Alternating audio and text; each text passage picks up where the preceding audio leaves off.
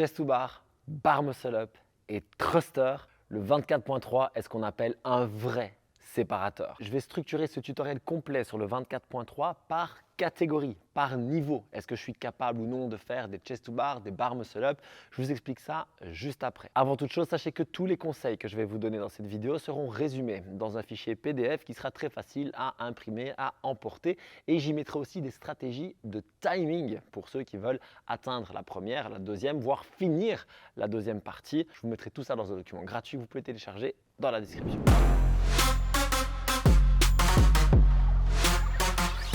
Le 24.3 commence par 10 thrusters, 10 chest to bar. Il y a 5 rounds de cette combinaison. On a ensuite 1 minute de repos. Et puis c'est 7 thrusters avec une barre plus lourde et 7 bar muscle up.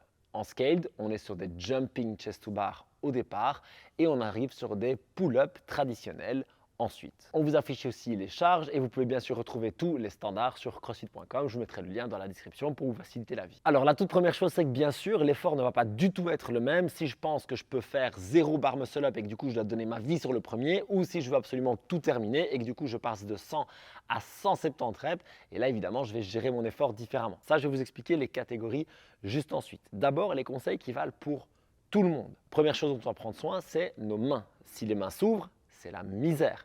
Alors, si vous avez des grosses cales sur les mains, commencez par les poncer très légèrement pour enlever le surplus de peau. Ça évitera des déchirements. Ensuite, vous pouvez utiliser des maniques, bien entendu.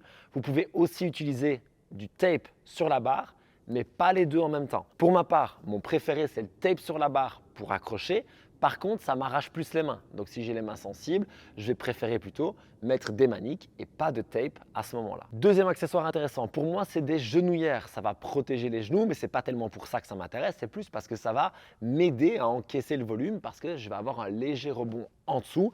Si je garde une bonne tension musculaire pour rester safe, les genouillères, c'est une petite aide. Franchement, moi, je pense les mettre. Et pour terminer, j'ai l'habitude de faire tout très minimaliste, voire pieds nus, comme ça va probablement être le cas pour ce workout.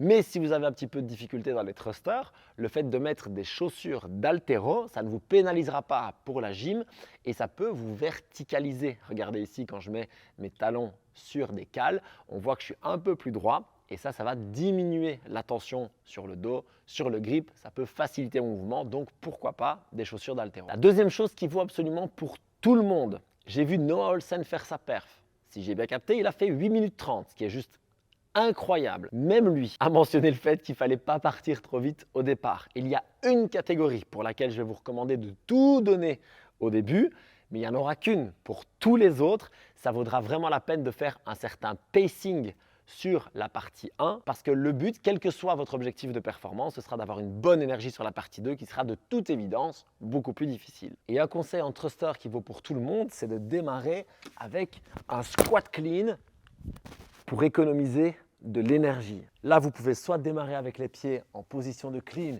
et du coup devoir faire le mouvement, ou alors vous allez directement placer les pieds dans le squat de manière à avoir moins d'efforts à faire avec vos pieds. Enfin, un peu comme pour les thrusters lourds, ça peut valoir la peine dans tous les exercices de gym d'envisager les singles pour continuer à avancer, même si je suis un peu cramé. Dans cette vidéo, je vais parler de 5 catégories. Je vais vous mettre les timestamps en dessous, ça veut dire que vous pourrez cliquer sur la catégorie que vous voulez. Mais je vous recommande, si par exemple vous êtes dans la 3, de regarder la 2, la 3 et la 4. C'est vraiment intéressant de regarder celle juste avant et celle juste après, en plus de la vôtre. Maintenant, vous pourriez aussi tout regarder parce qu'il y aura des petits tips à droite, à gauche. Mais si vous voulez gagner du temps en allant directement à ce qui vous intéresse, je vous recommande donc de faire celle avant, celle après et bien sûr, la vôtre au milieu. Première catégorie, je sais faire des chest to bar, mais c'est difficile pour moi. Ça, ce sera la catégorie 1. Catégorie 2, je sais faire des chest to bar, ça ira pour faire les 50 demandés. Par contre, je ne sais pas faire de bar muscle up et c'est impossible que j'en fasse un aujourd'hui.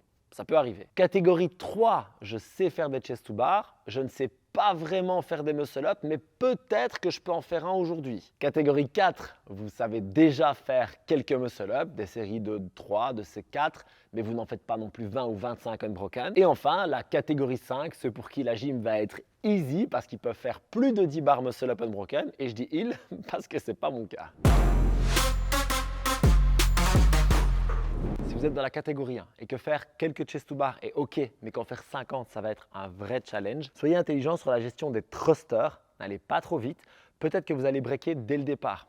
Une bonne remarque, c'est que si vous savez faire Fran unbroken, vous pourriez faire les séries de 10 unbroken. Si vous cassez Fran, je vous recommande vivement de casser aussi ici. Et bien sûr, j'adore le 6-4 qui est quand même toujours plus agréable psychologiquement. Du coup, je vais partir sur mes thrusters assez calmes.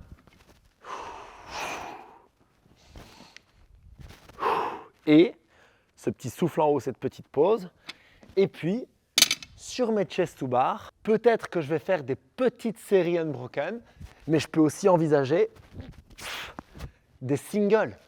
Un hollow, j'envoie et je relâche juste en dessous à chaque fois. Un petit pas en arrière, je jump dans ma position de hollow pour prendre de l'élan. Un bon kick, hop. Et je suis parti pour la rep suivante. Une grosse erreur qu'on pourrait tous faire dans ce workout, c'est faire plus unbroken que ce qu'on est vraiment capable de faire. Du coup, à un moment donné, on va cramer. Et pour avoir déjà été dans cette situation, c'est clairement quelque chose que l'on veut éviter. Parce qu'au moment où je crame, je ne sais plus rien faire, je me frustre, je prends des risques. Tout ça, on veut absolument éviter. Ensuite, une petite astuce, bien sûr, ce sera comme pour les muscle-up. Je peux utiliser quelque chose pour prendre de l'élan. Ça peut être un banc, une box. Je vais venir me placer, un super bon grip. Je vais jump dans mon hollow, bras tendus, hop. Et ça me permet peut-être de gagner quelques reps quand je suis vraiment cramé ou même peut-être d'en passer si j'y arrive plus du tout. Quelque part dans cette catégorie 1, vous avez 15 minutes pour faire un maximum de 10 thrusters et 10 chest to bar. Donc ça veut dire que vous pourriez envisager un round toutes les 3 minutes. Donc allez-y assez cool dans le but de pouvoir faire un max de chest to bar. Ça ne sert à rien de faire 10 thrusters comme des brutes et d'être explosé après 6 minutes. Ce n'est pas du tout votre objectif. Vous êtes sur un for time assez long, donc gérez ça dès le départ. Maintenant, si vous allez être vraiment en galère avec les chest to bar et que vous pensez en faire 3, je pense que ça ne vaut pas la peine de le faire en RX. Bon, vous pourriez pour faire un score, mais faire 10 thrusters et 3 chest to bar, je pense que vous n'aurez pas passé un grand moment. Si vous savez faire un chest to bar une fois au bout d'une lune, oui, vous pouvez faire un score en RX, mais envisagez de le faire en scale ensuite pour vraiment plus vous amuser. Et là, je vous donne rendez-vous dans la partie scale qui est après les 5 niveaux. Maintenant, si vous êtes au niveau 2, c'est tout à fait différent. Si vous êtes au niveau 2, vous allez pouvoir faire des chest to bar avec des séries un peu plus longues, mais vous ne pouvez pas faire des muscle-up aujourd'hui. Ok, sur votre cycle de progression, vous n'y êtes pas encore. Ce qui veut dire que vous, votre workout, c'est la partie 1. C'est un for time. Vous avez 100 reps à faire pour le temps. 10 thrusters, 10 chest to bar, 5 fois. Alors, on va gérer ça très intelligemment. Ça veut dire qu'on va vouloir mettre beaucoup d'intensité. Oui, bien sûr, sans se cramer. Je répète la logique. Si vous pouvez faire Fran unbroken, 21-15-9 thruster pull-up unbroken, vous pouvez faire les 10 reps en thruster unbroken. Sinon, je vous recommande de faire 6-4. Si je fais mes 6 premières reps, que j'arrive sur la 6e, je dépose ma barre, juste pour relâcher mes épaules, je souffle 2 fois, je reviens à ma barre et je peux en plus commencer par un cluster, ça peut valoir la peine en termes de gestion d'énergie pour être ensuite meilleur sur mes chest to bar. Et on suit exactement la même logique sur les chest to bar. Si je peux facilement faire les 10 unbroken, ok, pourquoi pas. Mais je ne pense pas que ce soit un bon calcul si vous en êtes là. Si vous savez très facilement faire 10 unbroken, vous pourrez probablement faire un muscle-up. Donc dans ce cas-là, vous devez regarder le niveau 3 dont je vais parler juste après. Si vous pouvez faire 4, 5 chest to bar, 3, 4, et bien dans ce cas-là, faites des petites séries dès le départ. Par exemple, au lieu de vous dire aujourd'hui je fais la plus grande série de ma vie et j'en fais 6 et après je suis à l'agonie, faites-en plutôt 3 dès le départ. Vous faites un bon vieux 3, 3, 2, 2 et c'est très bien. Et puis si à un moment vous cramez, imaginons vous êtes à 3 et vous ne pouvez vraiment plus, faites des singles. Continuez à avancer, rep par rep. C'est préférable parce que vous pouvez relâcher un peu les mains, les épaules et vous ne faites pas l'excentrique, ce qui vous permettra de continuer à progresser dans votre workout sans vous défoncer. Donc si vous êtes dans cette catégorie 2 où je peux faire quelques séries de chest to bar mais pas du tout de bar muscle up, votre workout c'est la partie 1. En gros, on ne veut pas de pacing, on veut le faire à 100% mais intelligemment Évidemment, en gros, vous l'abordez un peu comme Fran.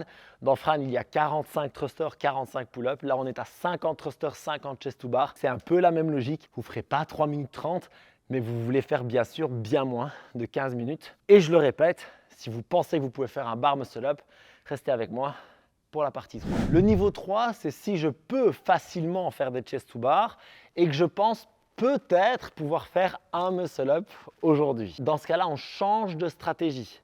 La partie 1 n'est plus un sprint. J'ai envie d'arriver frais, entre guillemets, pour ma partie 2. Puisque je veux de l'énergie pour ma tentative de bar muscle up. J'ai envie d'avoir de l'énergie, de ne pas être dégommé. Donc si je fais la première partie et que je crame complètement, ça va être très compliqué. Maintenant, j'ai aussi envie d'avoir un petit peu de temps. De quoi est-ce que j'ai besoin? J'ai besoin raisonnablement de 4-5 minutes. C'est-à-dire que vous pourriez faire la première partie en 8-9 minutes sans vous mettre à l'agonie.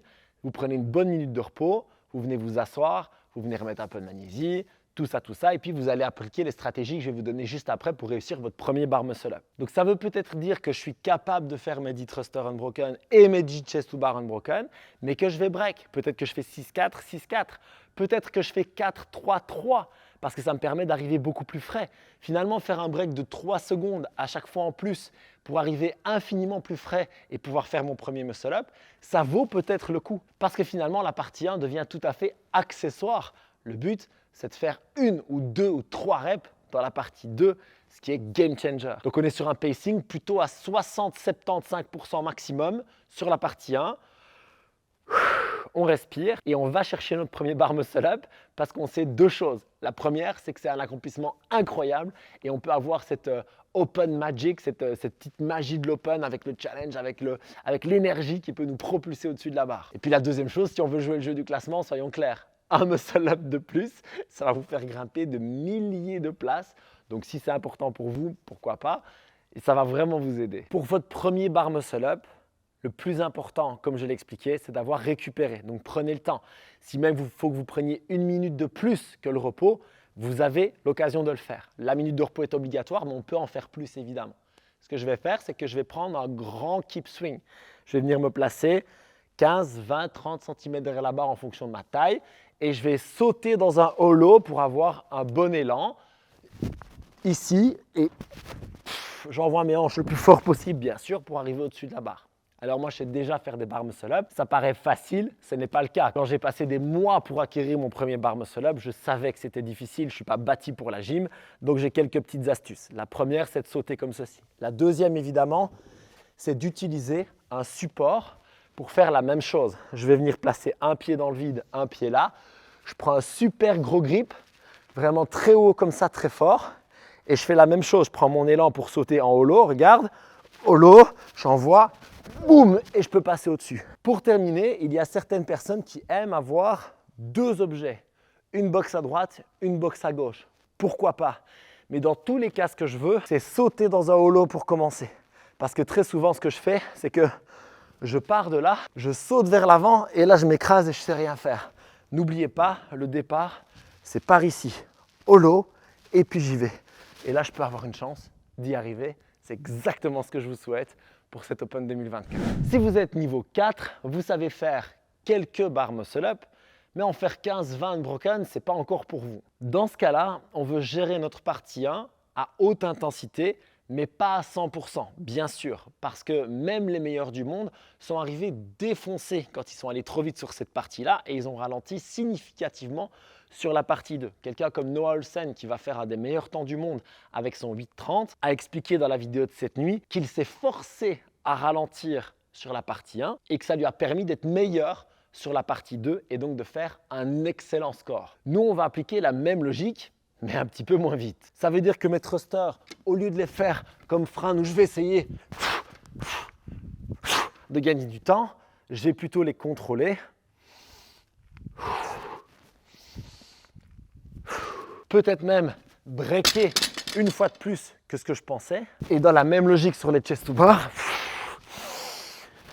je ne m'excite pas. Et s'il faut, je break un peu plus. Surtout, je protège bien mes mains et pendant la minute de repos, je m'assieds, je récupère, je remets de la magnésie, je bois un coup d'eau et je souffle. quelqu'un d'autre change ma barre autant que possible. Si je suis tout seul, pourquoi pas en prévoir 2 si j'ai l'occasion. Et quand il est temps de repartir, si la charge est un petit peu lourde pour vous en thruster, n'oubliez pas que le cluster est un moyen d'économiser de l'énergie parce que je n'ai pas ce premier excentrique complet à faire. Maintenant, quand j'arrive au bar muscle up, il faut que je sois très intelligent. Si je peux faire des séries de 5-6 au maximum, je n'ai aucun intérêt à faire des séries de 5 aujourd'hui.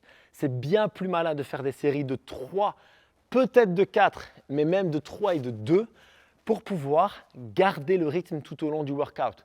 Vous savez comme moi que quand on arrive et qu'on n'arrive plus à passer, ça devient l'enfer. On va commencer à faire du chicken, on va se faire mal à l'épaule, on va commencer à galérer, peut-être à s'ouvrir les mains. Alors que si je garde un rythme raisonnable, que je sais faire 2-3 muscle-up bien propres, bien calme, et que je pense que c'est assez, déjà je peux lâcher mes mains et puis je peux récupérer et je peux repartir dans de bonnes conditions. Parce que soyons clairs, si on est dans cette catégorie de 2, 3, 4 muscle-up unbroken, faire les 35, c'est peut-être pas accessible ou en tout cas, ça va nous prendre beaucoup de temps. Donc le but, ce sera de faire notre maximum et c'est pas en faisant 7 unbroken une fois et puis en les faisant par un parce qu'on est à l'agonie que ça va marcher. On break dès le départ. Pour terminer, un peu à la manière des chest to bar, on pourrait franchement envisager les faire en single, relâcher, repartir en single, relâcher. Personnellement, sur une série de 7, si à un moment donné je suis vraiment cramé, je pourrais faire 3 et puis 1, 1, 1, 1, 1. Pourquoi pas? Bon, ce que je vais te dire, ça fait 8, mais c'est pas grave, on s'est compris. Dans cette catégorie 4, le workout, c'est la partie 2. Le premier, le tie break, ne sert à rien. En fait, ce qu'on veut, c'est faire du volume. Donc, aller très très vite au début pour être cramé ensuite n'a aucun sens. Je veux partir plutôt à du 80-90% sur la partie 1 pour quand même faire un bon temps, pour avoir un temps suffisant pour faire la suite. Mais je ne vais pas aller all out évidemment parce que les thrusters plus lourds plus les barres muscle up, ça va être vraiment ça mon gros challenge aujourd'hui. Il faut que j'y arrive prêt à l'attaquer. Maintenant, si vous êtes au niveau 5, retenez la leçon de ceux qui l'ont fait cette nuit. Les meilleurs du monde l'ont tous dit. Allez moins vite sur la partie 1 pour être plus frais sur la partie 2. En fait, la partie 1, 10 thrusters à 42,5 et 10 chest to bar, pour quelqu'un qui sait faire 15-20 muscle up unbroken, c'est vraiment facile en fait. Donc là, il faut que vous sortiez facile. Rapide, oui, mais facile. Ça veut dire que je veux sortir peut-être en 4,30 au lieu de sortir en 4,10 en étant beaucoup plus frais parce que j'ai peut-être pris une seconde de plus de respi par là, j'ai peut-être marché vers ma barre au lieu de courir. Tout un cumul de petits détails comme ça qui vont faire que vous allez être beaucoup plus capable d'attaquer la partie 2, là où va se faire la différence très clairement. Alors on en discute ici avec un coach qui fait partie de cette catégorie, David, et il me dit qu'il pense peut-être breaker les muscle-up, voire les thrusters lourds, et pourquoi pas un break de quelques secondes, ça peut valoir la peine si ça vous permet d'aller plus loin, plus vite. Maintenant, si vous êtes très à l'aise avec ces charges et que vous pouvez faire 15 thrusters à cette charge-là et que vous pouvez faire 15 barres muscle-up sans problème, à mon avis, vous ne devriez pas breaker, sauf en cas de besoin. En gros, la question est, est-ce que je veux perdre des secondes pour gagner des minutes ou est-ce que je vais juste perdre des secondes tout court? Si je peux aller unbroken et tenir ce rythme-là pendant les 5 rounds, let's go. Si j'ai besoin de breaker pour pouvoir faire 5 bons rounds, alors ça vaut la peine peut-être de le faire dès le premier. Si vous pensez faire ce workout en scaled, il n'y a pas grande différence avec tout ce que je viens d'expliquer. En fait, il suffit juste de remplacer chest to bar par jumping chest to bar dans mon discours et bar muscle up par keeping pull up. Mais toute la logique reste la même. Est-ce que je peux en faire beaucoup facilement? Est-ce que c'est très difficile? Est-ce que je vais peut-être avoir ma première rep aujourd'hui? Faites tout pareil. Sur les jumping chest to bar, pensez juste à économiser légèrement votre cardio en respirant parce que très souvent on a tendance à rebondir et oublier de respirer. Pensez aussi que si vous avez l'habitude des jumping pull-up, le fait d'aller jusqu'en chest to bar va beaucoup plus engager vos dorsaux et donc il serait intéressant de bien vous échauffer pour atteindre les positions. Je vais vous donner des conseils juste après. Et enfin, la technique de drop à partir du banc que j'ai montré pour les chest to bar vaut exactement pareil pour les keeping pull-up. Comme d'habitude, le but c'est de ressentir l'intensité de l'open et se challenger avec la communauté. Et ça, c'est quelle que soit la catégorie que vous allez choisir. Dans tous les cas, choisissez celle où vous allez pouvoir vous amuser. Pour le warm-up, je ne vais pas faire de longs discours, c'est surtout par rapport à l'ouverture ici, pour être confortable dans mes thrusters et même dans mon keeping, je vais utiliser quelques exercices. Le premier, ça va être un léger étirement dorso-triceps que je vais faire ici avec la bande, d'abord en statique. Et puis cet exercice, je vais le faire en dynamique. Je vais venir contracter mes dorsaux en abaissant légèrement le coude et puis relâcher. Je vais faire ça quelques fois pour que ce soit bien ouvert. La deuxième chose, ça va être un étirement des dorsaux purs et durs où je vais venir me pencher en avant avec la bande. Une fois que je suis bien étiré, je vais venir quelques fois contracter pour rendre un petit peu d'afflux sanguin et m'assurer d'avoir une bonne mobilité. Enfin, j'aime beaucoup cet exercice avec la bande sur les clavicules qui me permettent de parfaitement ouvrir ma position overhead. Regardez comme cet exercice est simple et regardez le résultat après, ça vaut vraiment le coup. Enfin, j'adore ouvrir mes hanches avant le thruster et là j'utilise un bon vieil exercice de décompression articulaire où je vais venir placer la bande dans la hanche et faire rotation interne, rotation externe en gardant le bassin et le dos bien placés pour vraiment que ce soit la hanche qui bouge. La dernière chose très importante, ça va être de monter le cardio et peut-être même de faire quelques séries un peu plus longues que ce qu'on pense. Si vous faites un ou deux thrusters et un ou deux chest to bar, je pense que vous passez à côté de quelque chose. Probablement que faire plutôt des séries de 5 voire même de 10 vous permettra d'être vraiment préparé à l'effort qui arrive. Pour la récup aujourd'hui, je vais faire vraiment très simple. Je vais aller sur le vélo pendant 5 minutes pour vraiment me relâcher, bien faire bouger les bras. Ensuite, partir mettre les jambes en l'air parce que ça permet vraiment de bien récupérer. Et puis, je termine avec un massage des quadriceps que je fais avec la barre. Et enfin, un petit peu de massage du dos avec le rouleau, super léger. Et puis, je termine avec un tout petit étirement des dorsaux que je fais avec la bande, tout comme je l'ai fait à l'échauffement. Merci d'avoir suivi les Open avec moi cette année. C'était vraiment très cool. Restez connectés sur la chaîne parce qu'il y a beaucoup de trucs qui arrivent avec StrongFit notamment. Des conseils pour mieux bouger, pour devenir plus fort, faire des meilleurs perfs en CrossFit et aussi mieux manger pour ça. Tous les conseils de cette vidéo sont dans un document que vous pouvez télécharger gratuitement dans la description. Faites un excellent 24.3 et fêtez la communauté du CrossFit tous ensemble. Peace!